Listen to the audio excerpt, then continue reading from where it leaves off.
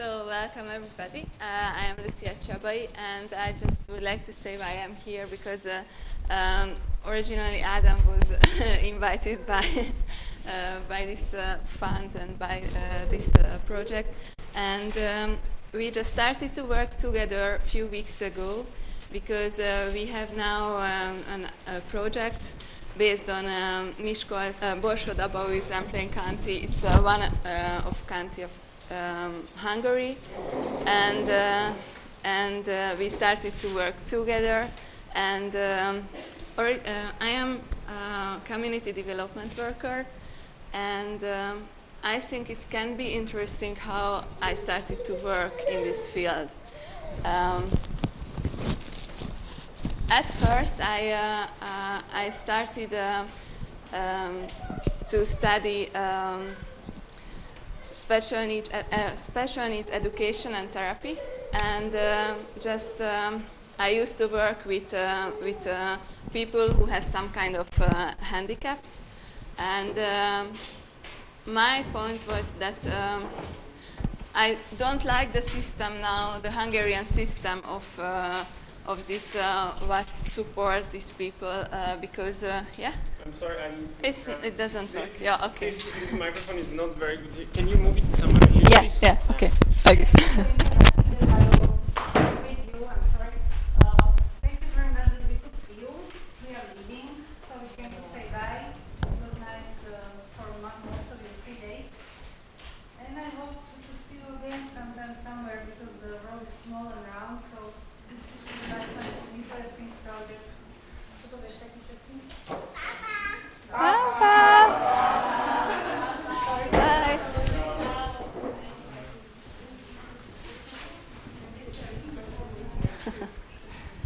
So my idea was I didn't want to work in a system of in the general system of the education in Hungary, and I started to work some kind of community-based project, and the idea was behind of this that I don't want to work on based on the disability, instead of work with the ability of the people. And I think in a community, for example, in a local community somewhere, we can meet each other face to face as a person, not like a disabled person, because I think everybody is a disabled person for some kind of reason. Because I have lots of disability too also. So during my education, I started to recognize my disabilities. And after my education, I just thought it's not the way how I wanted to work, because that's another way. And after that, I started to study the civil and community development studies in Hungary. At Alta University, it's more or less it's a new faculty, but I really like the conception behind of this, because it's a kind of community and it's kind of social work, but based on the locality. And we work mostly generally. We work in community-based services,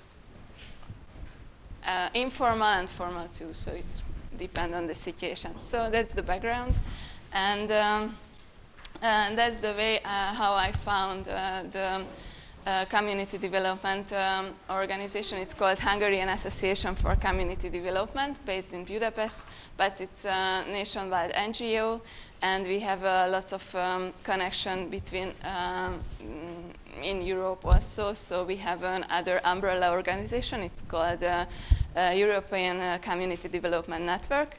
You can find it, and our aim is actually to help to find a way how can we work together, how can we find the connection together, and how can we create a real well-working network behind of the person. And because as a therapist, I used to feel that one of the biggest problem of the people who have some kind of handicaps that they haven't got a real network behind of the person.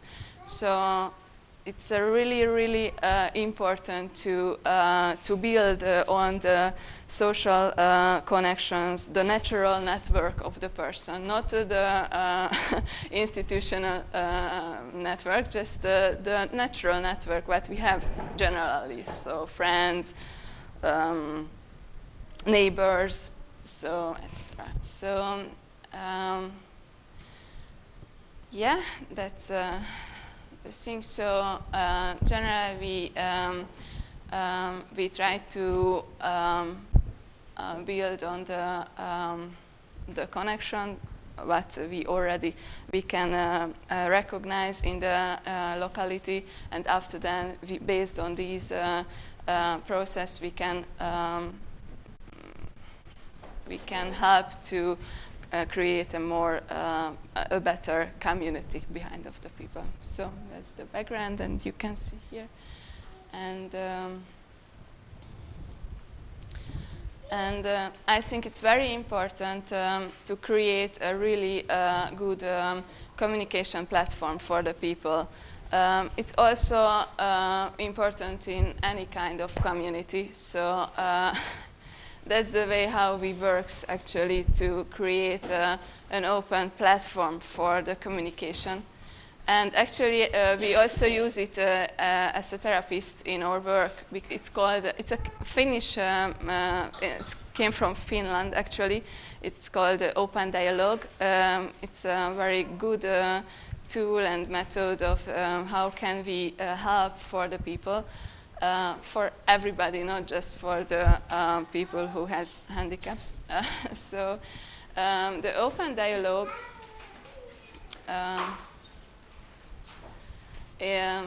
just help us to create a communication platform to connect each other.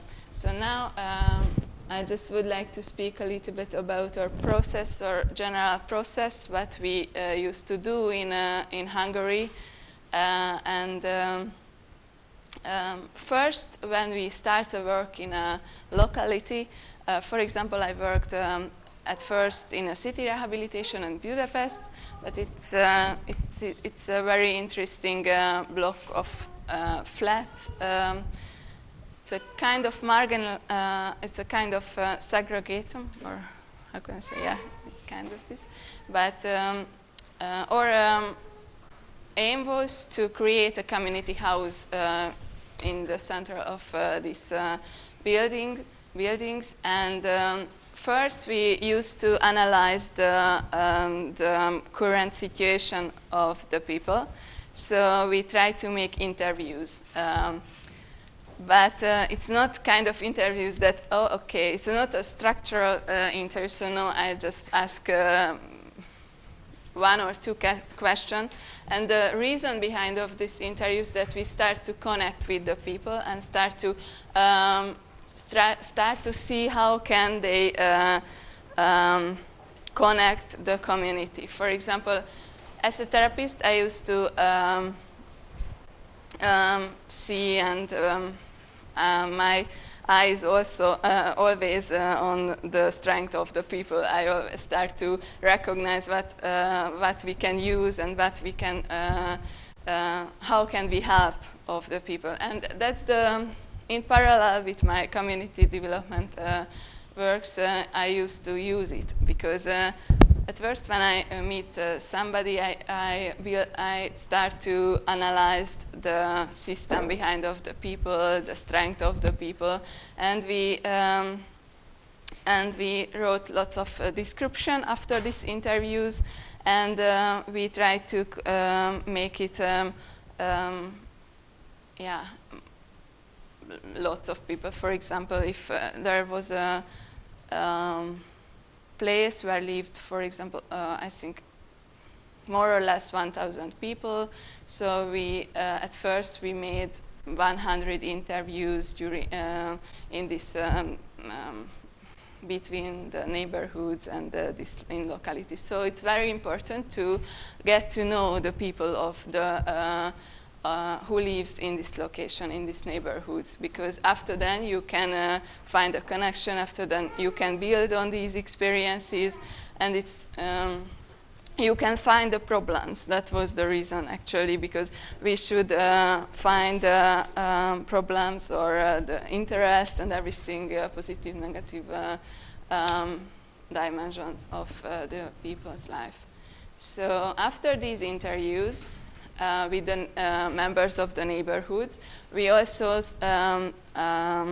try to find the members of the civil societies or the school, the employer or the teachers. For example, there was also a school, and so any kind of connections. So not just on the micro level, you can also analyze the system of macro level, because it's very important. The macro to use the process of community development. So not just the family levels, the friends, and you can use also this, the other one. And after that, we start to make connections between the people. So we used to organize meetings, clubs, based on the analyzed problems, interests, etc. So what you found in this locality.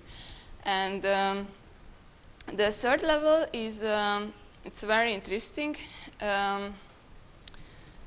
because during, before that, it's kind of, it's 1, 2, 3, or 4, but it's always connected each other. So during this process, we used to find the way how can we work in the level of these neighborhoods. So we would like to find the people who would like, as a volunteer, would like to make something for the community. There are, in every locality, in every place, there are some people who are really, really interested to do something for the community. And we first we find these main people who started the process. And after then, during these meetings, we try to develop this network during the common meetings. So, and this is the way where we use the open dialogue method, because generally it's based on the therapy work of the people who has some kind of mental disability. And it's a really interesting method because in Finland there are some very, very separated villages. And in these villages they haven't got any opportunity to work, for example, with psychiatrists, social workers, etc. So they would like to use the energy and the ability of the local people. And every month they have a common meeting, and they made a case management with during this open dialogue. I don't like this case management word, but it's worked very well. So they try to work together with the psychiatrist, the social worker, the friends of the people who has some kind of problem with the other doctors, family members, and everybody can invited in this meeting. And during this meeting, we can the real reason behind of the open dialogue that we make another language together. So it's based on the philosopher's work Bakhtin, and his aim was to create another language. Yeah, I can't speak. Sorry. Yeah. So the last level is the community planning way, and at the first level we start the work as community planning. For example, the community planning is to work, for example, to build community garden together if they are interested in, or other things. But I think you have a lot of experiences in this field, so that I just would like to share my my experiences. Can I get a little water? Yeah, you know, you know me now. Thank you so much. Thank you. Yeah, this is one of my disability actually, but that's all.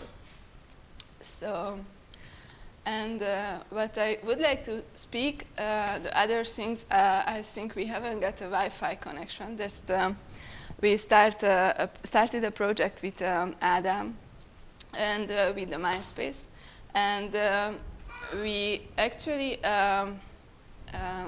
started to use the online communication platform in this general methodology in community development, because we realized that, and we recognized, that the real problem to work with the youth, and for example with the middle-aged people, and we try to involve in our methodology lots of other way, and that was the Icelandic way. It's actually called Your Priorities, and I had an opportunity to participate in this work because by the EA grant I was in Iceland, and I worked with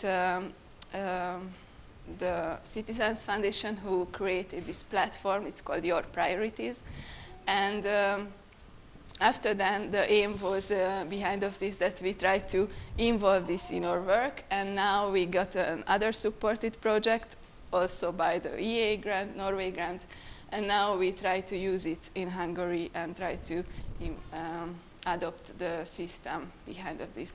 And Your Priorities, actually, it's open source platform, and it helps to make decisions, and you can share your ideas. It's a very, very good tool to in the decision-making process. So, yeah, and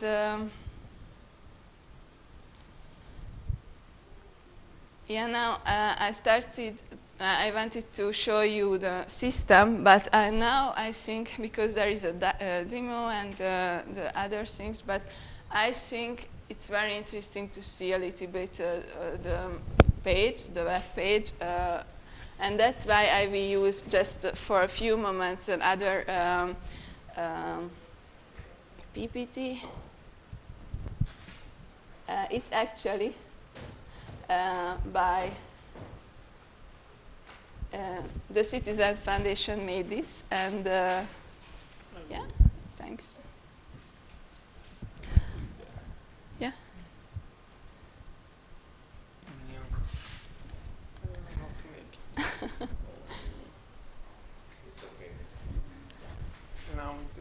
No, I just would like to show the pictures and the size of Your Priorities, because I think it's important if you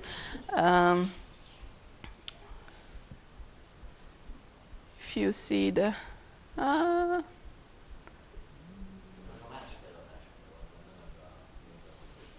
again, yeah, sorry, it's another one, but I think it's also interesting. So we can start with this. Yeah, quick. So they have a very great project. It's called Better Neighborhoods, and this is a participatory budgeting project, and but supported by the Icelandic government also. But it was a grassroots process, because Gunnar and Robert started it in 2008, when was the Icelandic crisis just was yeah, kind of crash, and. In the bank system, and they make a platform for the shadow parliament. It's called, it's a non-governmental guys start, and they start to use it, and it was a very successful project because after 2 years, the joke party just won, started to use this platform, and they have a really big support from the citizens, and it was a very interesting process. Yeah. So if you just go to the website, you don't have to make normal registration, but you don't have to fill out all of this your name, just email address and the password, and you can share your idea. And idea is really, so it's really short. And then why it's so good this system? Then because the system increase your debate culture. Because not just that this type of commenting system that it shit, you are and you just read and nothing stands. And then you can argue. The other one. You have a pro or a contra opinion, and the screen is divided, and comes just the positive or the negative, or pro or contra, just positive or negative. And it's really important that you can rank it. The community can rank in the opinions, if the opinion is helpful or not.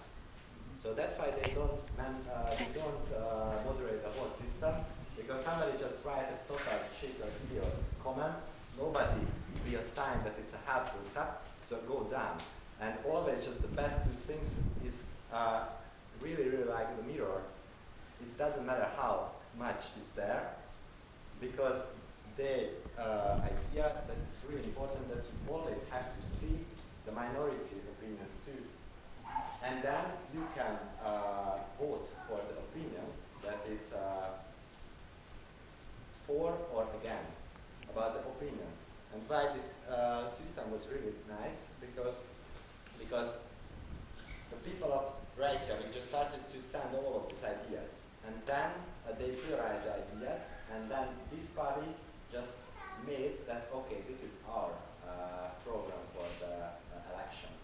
And then they started to realize it. And it's not, okay, it's a really special stuff. So this crisis and all of these things and the joke party, so it's a really special Icelandic combination of the stars. But you can use, in a really small group, this type of platform too. Because you can use, for example, in Australia, just a teacher just showed to the class, and they started to practice the democratic decision making. So opinion about your free time activity plan when we go together out. And they just argue about this, and then prioritized it, and then they just use it. And this is really important. So this was our first common project, because we organized these two really nice Icelandic guys to Budapest yesterday. That's why we are here now. And this was a presentation about this whole project yesterday. Yeah. So today it's we continue. Yeah. So And I just would like to speak a little bit about the background of the Hungarian project, because we started to, as I mentioned, that we started to use it in the general community planning process. And for example, we started to use it at 3 levels. We have 3 villages, 1 city, and kind of leader communities. It's a rural development organization, and they will make also a plan for the system together. And our ideas was to use it in this community planning process to give another tool for the people who don't want to participate in our common meeting face-to-face, but would like to share their ideas. They can also participate in our community planning process. So we would like to use in this way. And that was the Better Neighborhoods project, and it's participatory budgeting. So you can use the platform to vote to the participatory budgeting. You can share your ideas. You can choose between the ideas. You can prioritize the ideas, and that's the way. And it's a locality-based program now in Reykjavik, and you can choose the neighborhoods, between the neighborhoods, and after that you can choose the ideas what you would like to support in this program. And before that, they have another program where they shared the ideas. So these ideas are the ideas of the citizens, not the ideas of the government. The citizens share the ideas, and after then they started to make a decision. And some other level. So, and after then they choose, and they create a budget for. It's really high level stuff, so you just jumped on it because the normal one is just to share your ideas, and you can argue about the idea.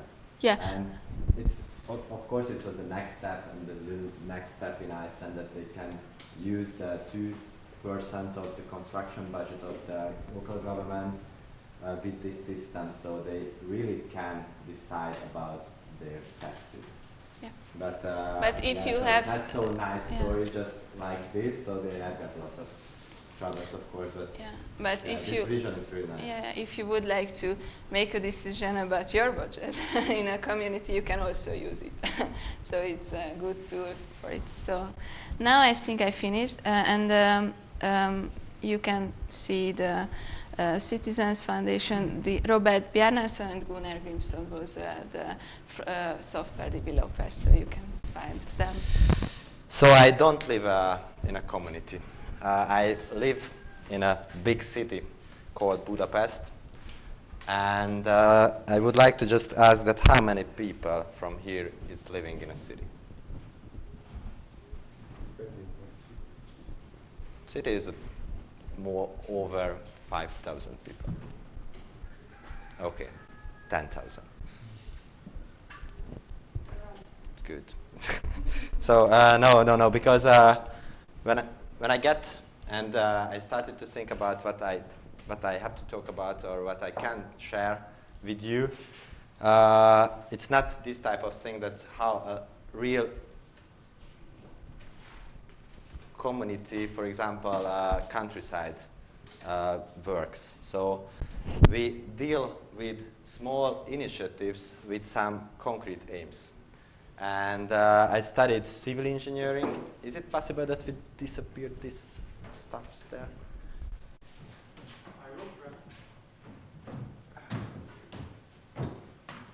Oh my God.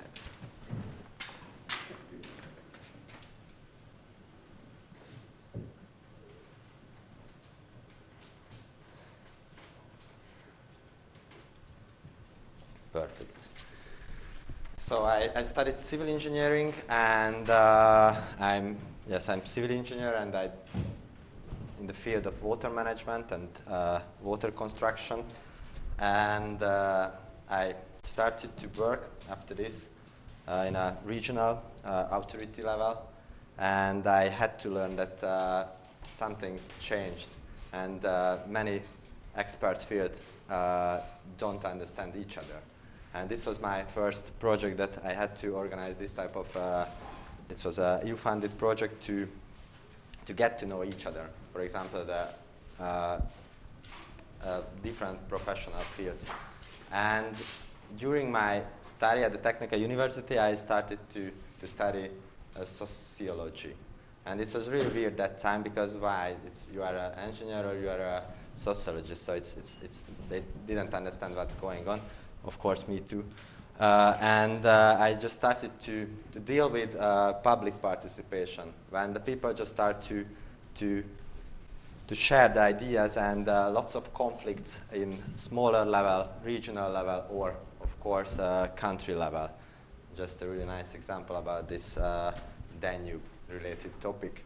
And of course the world is changing, so the communication just started faster and faster, and many things went online, and I dealt with some online businesses, and then 2011 we established this Mindspace. It's a non-profit organization, but it's not an association. We had an association before in Europe, but when I moved back to Budapest, we deal and we established this type of NGO, because yes, maybe my presentation will be totally out of this. Maybe not. Okay, I don't tell it before. So it's like a normal company, but we haven't got profit. So we turn back. So we can apply for grants. We could get sponsorship.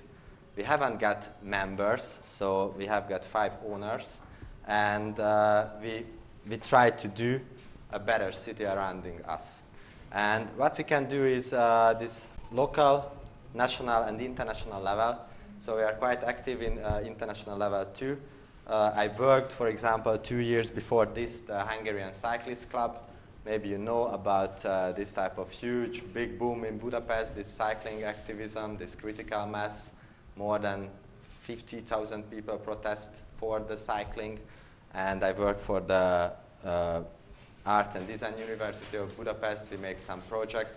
For example, how can we involve the students to develop their own local environment, for example, along the Danube.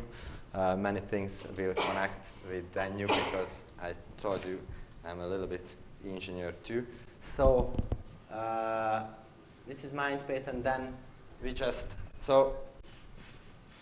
we always cooperate, and it's not this type of community style, because all of this participant organization has got some aims, and we have to just moderate that.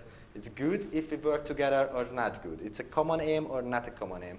We don't have to work never-ending together. It's just for a project, or we involve somebody, like this type of thing, that how can you apply for a grant. And then we just decided that, okay, we deal with the Danube-related project, because, for example, in Budapest, I don't know how do you know the city, but we have got a huge highway along the Danube, and many people hasn't got this type of connection anymore with the river.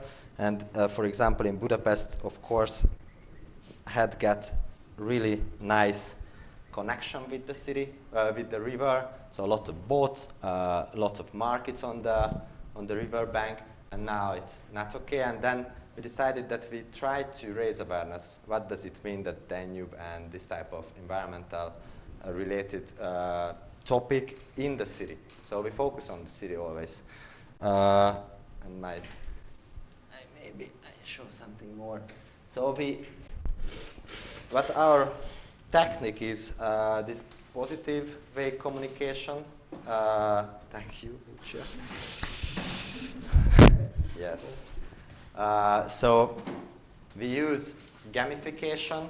So we always try to play with the people, and then share some extra information about the city and about the river. This is really important, and the other one is always this positive communication, that it's good. So if you just come and join to our events, it's real fun. We like our job like fun.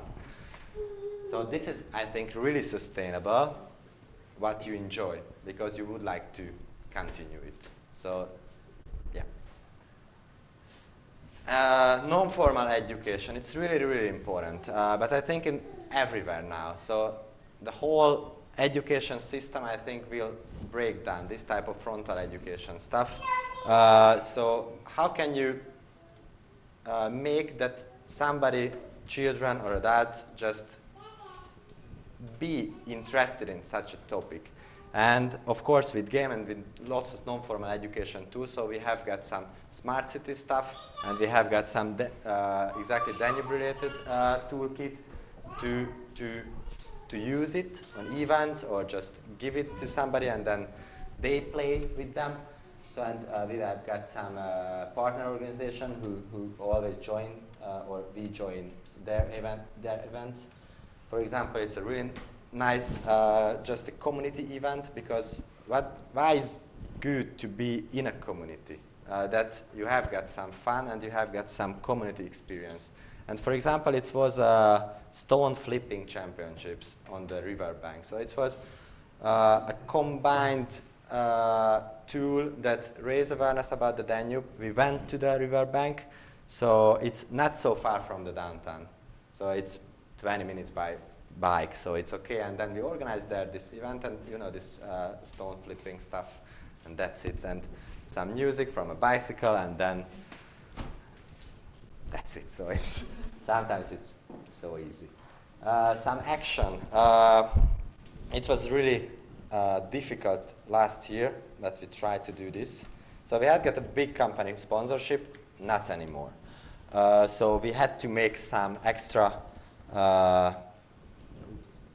publicity-focused events too, but it was really nice. Maybe you can't see it so good, but we decided that if you like the Danube or if you like somebody, you hug.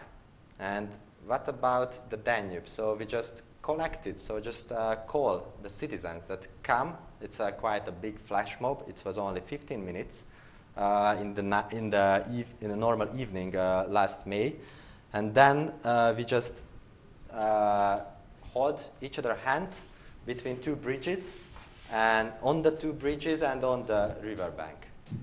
So it was really nice. It was 15 minutes, everybody just like that, and what's going on? And then it was this. So we loved the Danube, so we hugged that, and it was this. So sometimes, yes, sometimes really funny. So, but I really like this game, because what we realized in our activities that it's not so easy just to involve somebody from the street. So it's really not easy. Okay, I have got some really important information for you, but you are not interested in. So how can you involve them? So with this type of gamification stuff, and if you just leave the first level really slow, and they haven't got any fear that it's okay, it's too difficult, I'm sure I can't do this, so what's this, I don't want to do this. So for example, it's funny, when I play with this, it's a 3 by 3 meter, it's a molino on the floor. It's an orthophoto about the bigger downtown of Budapest, and we have got some cards, old and nowadays photos about the city, in topics, of course. So I know the topics, they don't know. So for example, about the transportation, about the city development, about the riverbanks usage. So we have got, for example, from the same point, 3 pictures, more than 100 years, 150 years, and one is from 70 years ago, and for example, nowadays. And like, I can explain them that it's like a 4D model, that here is the layers of the time, so the time frame. So it was, for example, a really nice market on the riverbank. And then they made this flood protection stuff, so it was a stoned stairs and some walls. But for example, existed trees on the riverbank. And then just a big highway. And I can tell them that, okay, so the game is this first level. That if I go there and then, okay, would you like to play with us? No. Okay. Okay, and would you like to just recognize these 3 pictures I give you and I go away? And then, this size, but this far from the game, nobody see that's what's this. And then, whoa, it's not the parliament building in the last century. Yeah, I think it's a parliament building. And then, okay, come on, just take into the map. And I can involve the people to play with us. And I can talk about the story of the city. This is really important. And then this type of okay, sometimes it doesn't work, or sometimes somebody is so interested in that just start to talk about for an hour about the city. I don't know this type of information, but they just tell that, do you know this was this? Okay, and I learn always from this game. And then I can tell them or teach them that, okay, it's just a frame now, it's a time frame that it's now. But it was totally different. And then if we see this time frame from the future, how will look like? And will change or will shape a little bit? Can we do for this something? And this is the main key sentence, is that, okay, if we know that we would like to change something, and yes, if we can do something for it, it's okay. And it depends on you, how much time do you have, how interested in, but the possibility, the opportunity is for everybody, and then we can talk more and more and more. And then we decided, and it's funny because last year we won our first Visegrand Fund grant, so we organized a 1.5-day conference about paving the way a smart city. And we just realized that lots of grassroots initiatives in Budapest communicate, of course, just in Hungarian, and it's not so popular language on the internet. And they haven't got any extra time or energy that they, for example, translate it or summarize their ideas.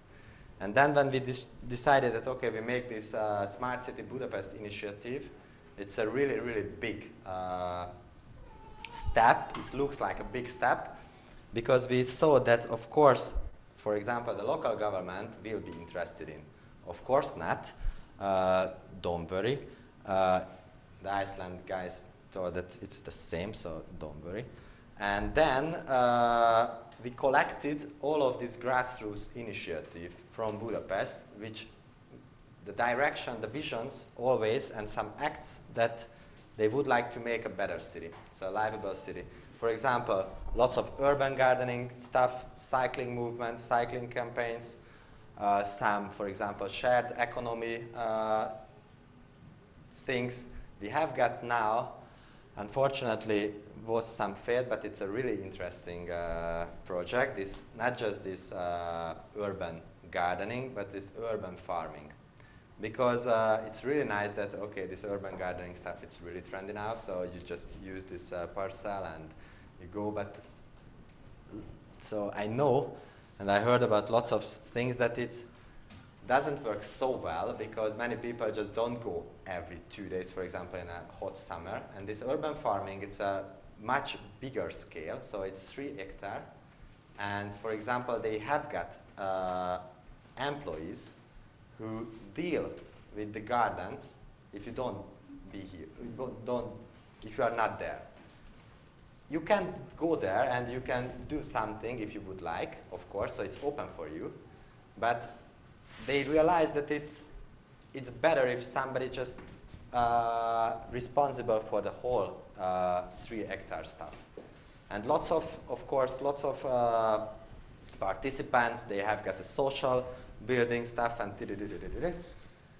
so this was what I told you, and it's so nice because I really like that smart city, of course, not a technological project. Lots of companies always would like to just say that, yes, if you have got lots of sensors and Wi-Fi everywhere and all of this optimized, all of these things. But what we just started to communicate that we deal with smart citizens, because smart citizens can make a smart city. But I think it's the same, because how I feel it, that the city is a big community too. It's, of course, it's more diverse, or we can talk with everybody face to face. But for example, the small neighborhoods, it's like a village. For example, we have got a cafe. I will show again. So it's like in a village. So we have got some trees, and we have got lots of friends, so lots of regular customers. So it works like a small community. And on that square, it's really, really grassroots and really, really nice initiative, the Nights of the Course. So more than 26 courses will sing in one really small area surrounding this square where we are with our cafe. And then they will sing together in a big square. And it's so nice. So yesterday just they practiced it, and then was wow. So this type of happy feeling, it's really important that you can use your city because it's yours. This is what's the conflict with the local government, because sometimes they don't think that it's a good idea. But we know that it's a good idea. So this was the initiative, and this is so you can see it now in English, and maybe in June we translate it in Hungarian, because it's important in Hungary that it's a bilanguage project. So we collect and share information. So we have got some own project, but we felt that it's necessary to collect and show what's this and what does it mean, this smart city concept with smart mobility, smart living, smart people, smart government, and that's why we just get connected with Lucia, because we really, really love this Icelandic project, so we really would like to work with them. And yesterday night we talked about it. And it's another one, because, and this will the second part of my presentation. This is my inside and outside journey from Europe. Last year I had got a really, really nice opportunity. So I was 3 months in Chile and 3 months in Brazil. And I met some, and I lived some really, really this type of community spaces. And for example, this 100 szóban Budapest means that Budapest in 100 words. So it's a literature competition for the citizens. That what do you think about your city? In 100 words. It's really short. So this type of, what I mentioned before, this small first step, it's really easy because everybody can write 100 words. So it's not a novel competition, it's just 100 words. And then send it. And it's like a special interview from the citizens, because we got last year more than 700 stories, and you can see how they feel. So this type of mental feeling and this type of... So for example, physically you can feel that, okay, he lives here and he has got stupid neighbors, or like bike on the riverbank, so, or what smell nearby the big market. And then we had got a jury, and we collected 12, and then we illustrated with 12 contemporary illustrator. But what's this? We saw it in Chile. And it was so nice because that time was the campaign there, and we saw everywhere really, really nice illustrations. And what's this? It's Santiago and Cien Palabras, and then, okay, we just wrote them. This type of proactive stuff, I think it's really important nowadays. So we wrote a letter to them that we are interested in what's this.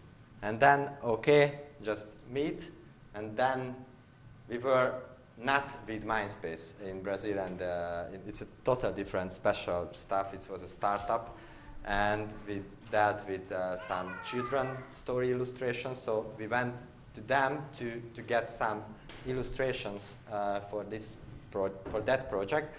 And the woman just asked that, okay, you are from Hungary. We never made it in Europe, so would you like to just realize this type of things? And of course, yes, we tried to do this. And of course, we hadn't got any budget. And after the first, it was a really, really big success in our life. that after the first advertisement in a newspaper, it wasn't an advertisement, it was just an interview with one of the jury member. And then the cultural office of the municipality of Budapest called us that they would like to support it. And it was so nice because normally this type of civil, local governmental and company triangle, it would be great if it's working, but Hungary, but I think, yes, after the Iceland stuff, yes. So it's not just Hungary, I think, not just Slovakia, not just Iceland, so everywhere the world. And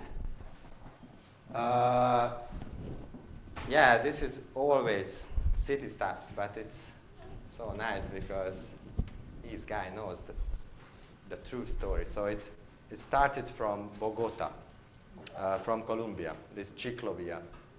Ciclovia. This is a really, really open-minded mayor, Peñalosa, just started to give back the spaces to the not just the poor people, but mostly just started to make some construction development really, really easy installed. For example, just bypass or something like this. And unfortunately, I wasn't in Bogota yet. I hope so. And it was a really nice action that he decided that, okay, close the city center against the car just for Sunday daytime. And that's it. And just started to grow, and it's a quite big area. And for example, in Santiago, it was the same, and we organized it in Budapest once. And of course, nearby the riverbank, it was a big chaos, traffic chaos. So the police just arrived at, okay, you will finish now. And then, okay, and we went. So it was funny because it was a demonstration because they didn't give the space because it was before the local government election. But you can organize a demonstration if you would like. But you have to, so it's a fun story. And then this was the conference, it was Playful City. I think, yes, it's good if we have got lots of playgrounds in the city, but I think the whole city is a big playground. Somehow I feel this. And many people think this. So we just advertise with our team. All of them now it's volunteers, but if we win some grants, it changed a little bit because it would be really nice. And for example, this, so the conference was about gamification, smart city, and public involvement. So that's why we organized a pre-event in the night before the conference for the participants of the conference, that they have to feel that what does it mean public involvement in the city. So we made a game with 10 stages, and of course we involved all of our partner and friend organizations, and we found out funny games, and all of the games was interactive, and most of them just had to invite, for example, in this stage, tourists or locals, or something happened somehow, for example, in a subway underground. For example, with the chorus, the singers. The choir. This was really funny. That the paper, so we wrote on the paper this itinerary that, okay, you have to clap somewhere front of somebody, and we'll send some information. And it's a really funny game. You have to try this. So what's the reaction? That's if you go there and it's just, what do you do here? And the choir members was the inside people, of course, in the play. And if you just find somebody, but the participant didn't know the core, the members of the singers, and then if you clap in the right time in the right place, they started to sing and tell the next stage. So it was really, really nice combination. We worked lots about this. And for example, it was, you had to find in 1 minute, a person who you think live or origin from really, really far away from Budapest, and you have to just tip. So you have to find that how far is it exactly from Budapest, and they had to write I'm the city as a sentence into this table and the group photo. And this was really, really funny stuff. And then the conference with my colleague. And yes, this is really nice. It's a Central Eastern European cooperation. Maybe you heard about it. It's based in Prague. It's Recite. It's an urban planner, architect, and this decision making. And now Sylvie will take a presentation there. And it's funny because the guy from Iceland is the humorist, the mayor, will take a presentation there about the whole process. And it's a networking now, so it's an international networking, and we will apply again in this year a big fund to the EU directly to Brussels. We don't apply for grant in Hungary. And then we hope that we can do what we do now in a more professional way. So, for example, we get some money for our work, and we try to make this type of cultural urban development and this type of participation process in cities to make. And it was nice. The first presentation when we just arrived, this vision stuff. Of course, we have got vision, and if you would like to know or listen, I can share it.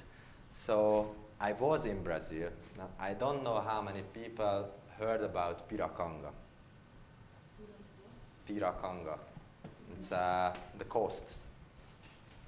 It is one of the famous in Brazil and in South America is the famous spiritual community. Now it's quite a village. And have you heard about Findhorn in Scotland?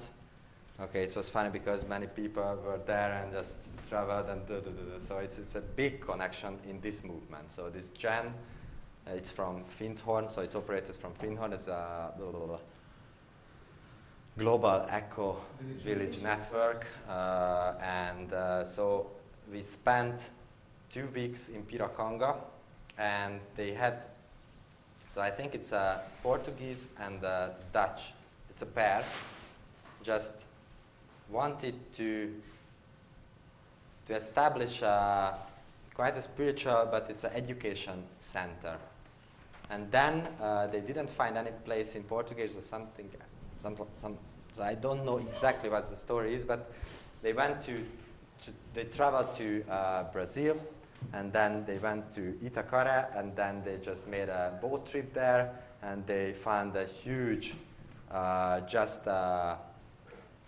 coconut plantation.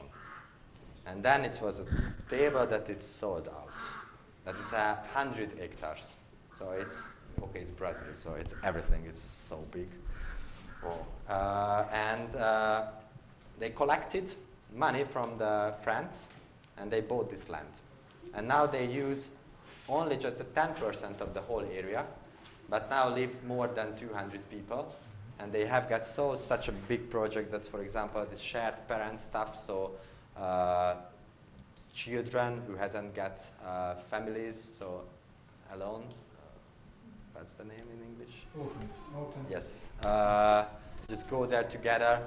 But and they started now this whole permacultural stuff, so they get their drinking water from the ground.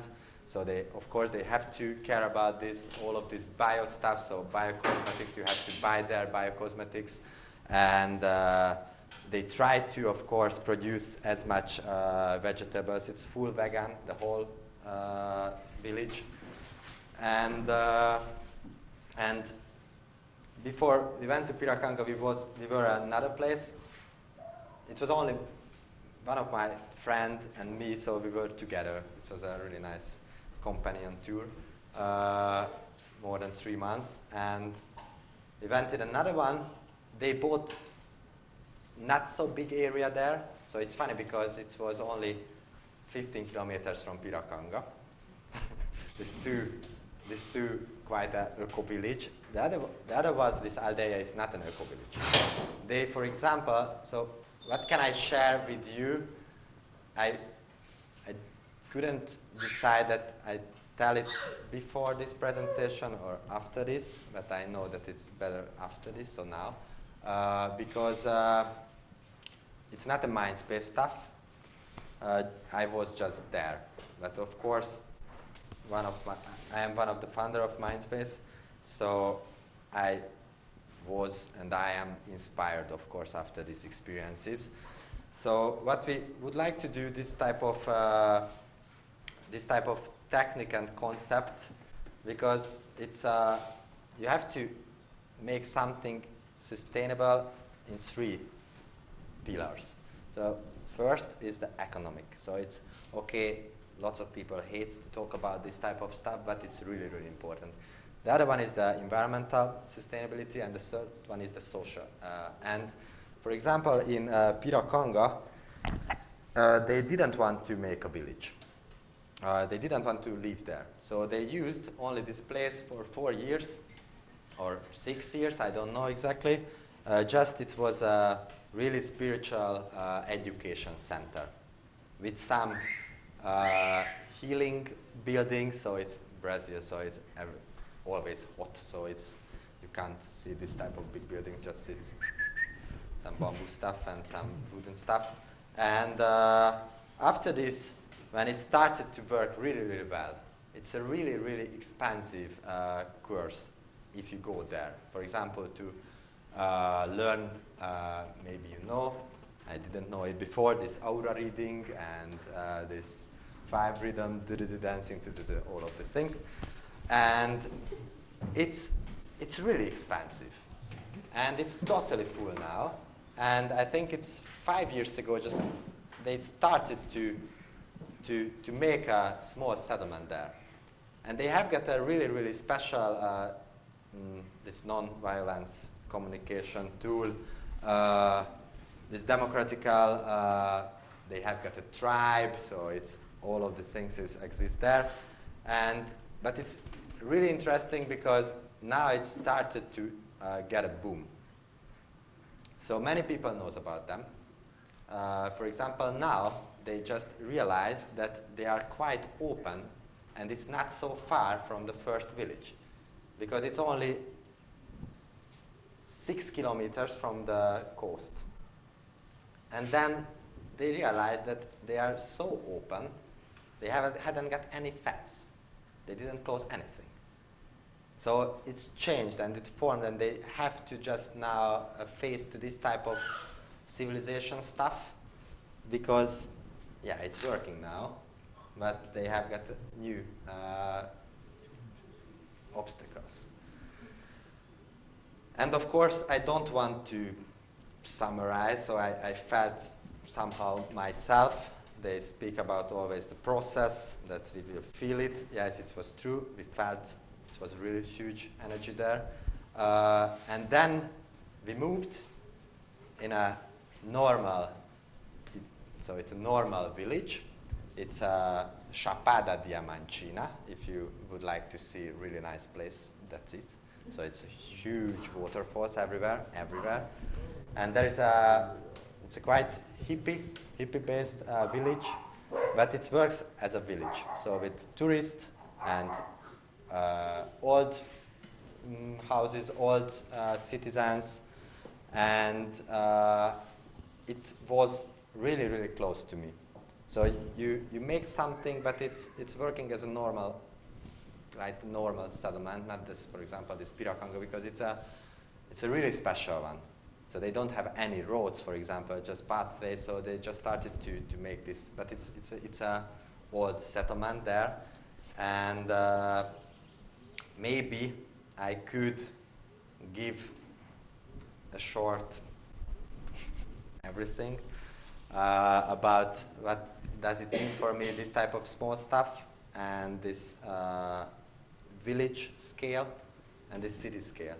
So I really like to live now in Budapest, and I was really happy that I could travel for a half a year to see totally different places, and I would like to go back or somewhere else. So now I'm a little bit too busy just to start to stay in one place and to do really slow down things, but maybe it will happen with me too. So thanks for your attention, and if you have got any question, I don't know what's the time, but I try to. It's okay. Have you got any photos from the Congo? Yes, I have. Sure. No, it's not mine. So if we go to the pub, there's some internet there. So it's in the cloud, somewhere, San Francisco and Finland. So I haven't got normal photos here. But you can search on Facebook or normal website. Pira Congo. Pira Congo. Pira Congo. And who comes there for this for the courses? You said they are very expensive courses there. Oh, yes. Yeah. Who comes there mostly? Yes. Okay. Everything is really expensive for me in Brazil, and for all over the world. So it's a really expensive country now. So the prices just went the last 10 years really high. So I don't know how much is a normal course in this topic, but it was expensive. So it was more than, I think, quite 600 euros for 4 or 5 days. I don't know. I think it's quite expensive. But in Brazil, lots of people has got lots of money. Not so much as they poor. So, but it's a big country. So it's not a country. It's a continent, or more than a continent. So I just got a small, I saw something from Brazil, so that's it. So it's 3.5 months. This is the country.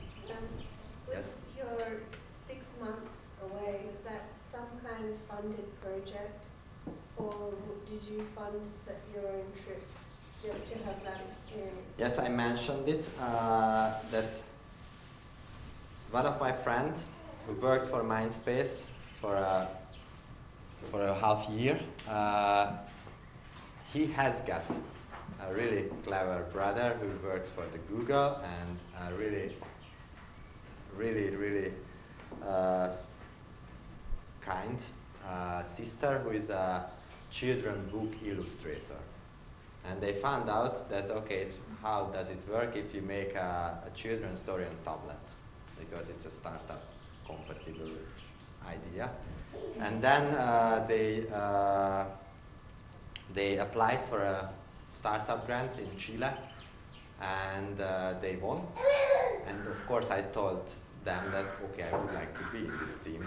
So, no question. And Christoph told me that it's okay, welcome. And then, we go to Chile.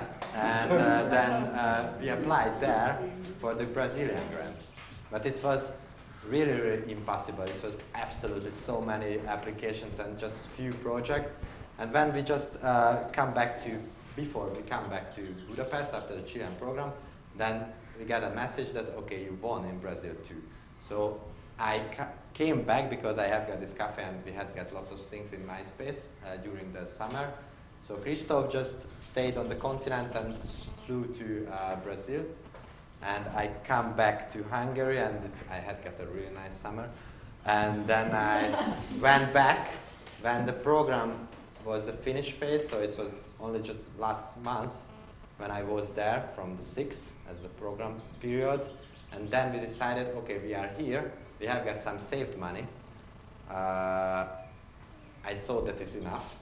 But for example, this type of boofing stuff, it's came that if we don't go somewhere to see something and work for free, and we get some accommodation, we can't stay alive till the return ticket of my flight. So it was okay.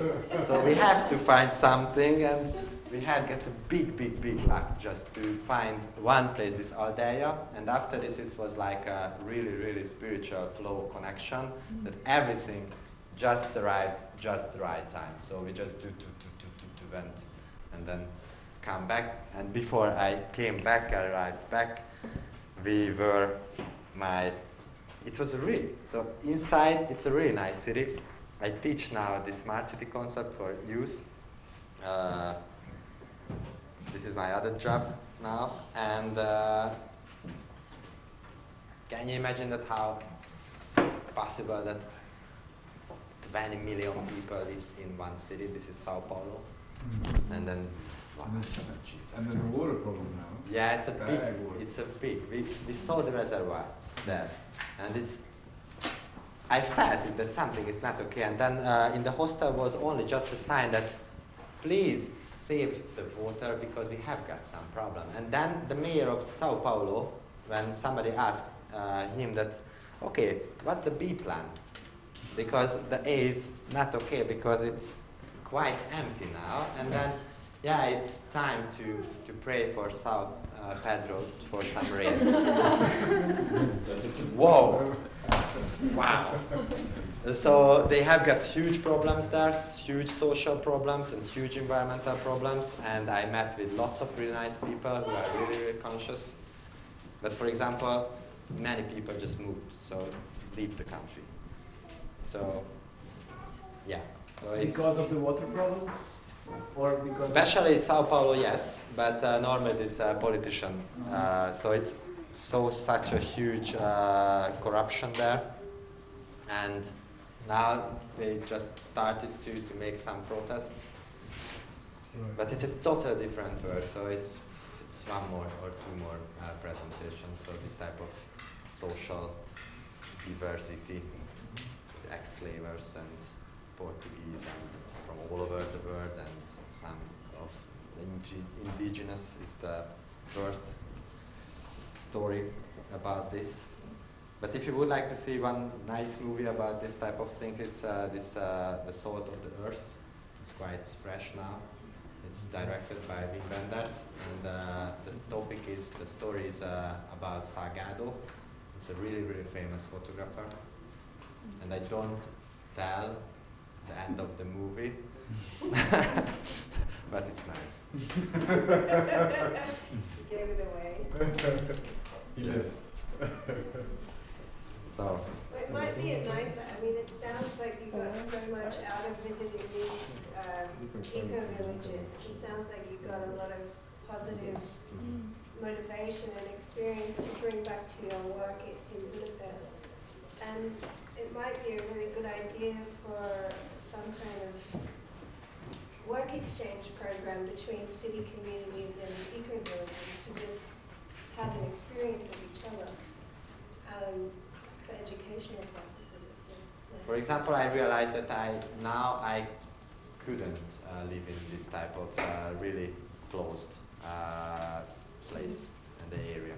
So it was really nice to practice yoga 5:30 nearby the ocean, but it's okay. I worked with myself, and I hadn't. So for example, we had to pay them. So it wasn't the booth stuff. It was not so much, and we cooked together with this permacultural group, and they were really nice people. It's for me was, when you just feel that, okay, sorry, so no judgment, of course.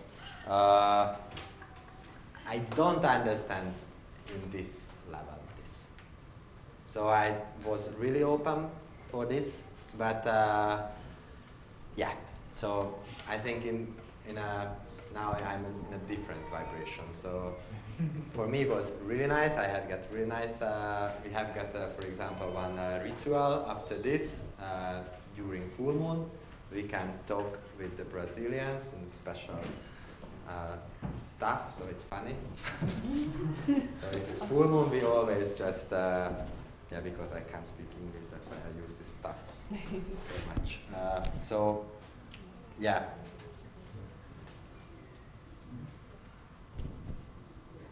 Thank you. Okay. Thank you.